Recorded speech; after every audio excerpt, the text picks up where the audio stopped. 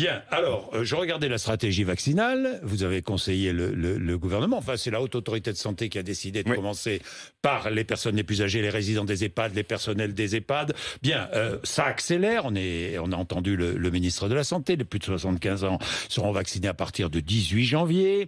La fameuse consultation prévaccinale qui était un peu lente, hein, avec les 5 jours donnés aux résidents pour... Oui, vous réagissez, vous trouviez ça... Non, je vous laisse terminer. Oui, non, d'accord. Non, mais je vous vois réagir. Réagir. Bon, il va y avoir un questionnaire pour les candidats maintenant. C'est-à-dire qu'on va répondre très vite. Oui, non.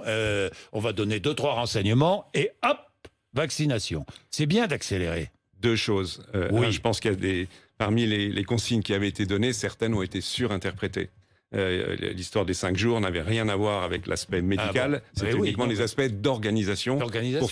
Mais c'est pas du tout la même chose. Sur la consultation prémédicale, là, je pense qu'effectivement, on peut aujourd'hui simplifier, parce que les choses évoluent. On a un recul de, je sais plus, 15 jours, 3 semaines, ça va tellement vite. Mais dans le monde, plusieurs millions de personnes ont été vaccinées. Mon sentiment, mon opinion a évolué, parce que je suis plus à l'aise pour dire aujourd'hui, parce que plusieurs millions de personnes ont été vaccinées sans problème, ou des problèmes extrêmement rares, que l'on peut y aller et que l'on peut accélérer. Oui, parce que le 28 décembre, vous disiez c'est bien que l'on n'aille pas plus vite. Oui, mais parce que vous étiez prudent. J'étais prudent parce que l'information que je viens de vous donner, que chacun connaît aujourd'hui, il est important que ce vaccin est très bien toléré et que ça marche. Voilà, il n'y a pas d'effets indésirables graves. Non, il y a des allergies exceptionnelles et chez des personnes qui ont elles-mêmes des antécédents graves d'allergie. Donc on est dans un contexte où on peut être... La sécurité est primordiale. On peut pas... Donc on peut accélérer, on peut simplifier la procédure en termes... S'aider d'un questionnaire et sous la supervision d'un médecin qu'un infirmier vaccine dans un centre, par exemple.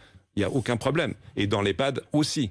Vaccin efficace contre les variants du virus? On sait ou pas? On n'a pas l'information encore. Bon, peut-être faut rappeler un instant que il y a 2 variants aujourd'hui qui circulent dans le monde et en France. Surtout le variant qui provient probablement de Grande-Bretagne, où il y a un certain nombre de mutations du virus. C'est vrai que les virus, notamment les virus à ARN, mutent beaucoup. Beaucoup de ces mutations, on les voit jamais, elles n'ont aucune conséquence. Elles peuvent, si elles ont un effet au bénéfice du virus, c'est-à-dire qu'elles favorisent sa division, sa réplication, ce qui est peut-être le cas du variant britannique, encore qu'il faut attendre quelques informations supplémentaires, on le voit émerger. Il y a des cas connus en France, il a l'air plus contagieux, donc il pourrait augmenter le nombre de cas de personnes infectées, ce qui est un souci. Il n'a pas l'air de provoquer une maladie plus grave, mais mécaniquement, s'il y a plus de cas, il y aura des cas plus graves. Forcément. Donc, est-ce que ça va affecter la vaccination? Il n'y a pas de données, à ma connaissance, aujourd'hui.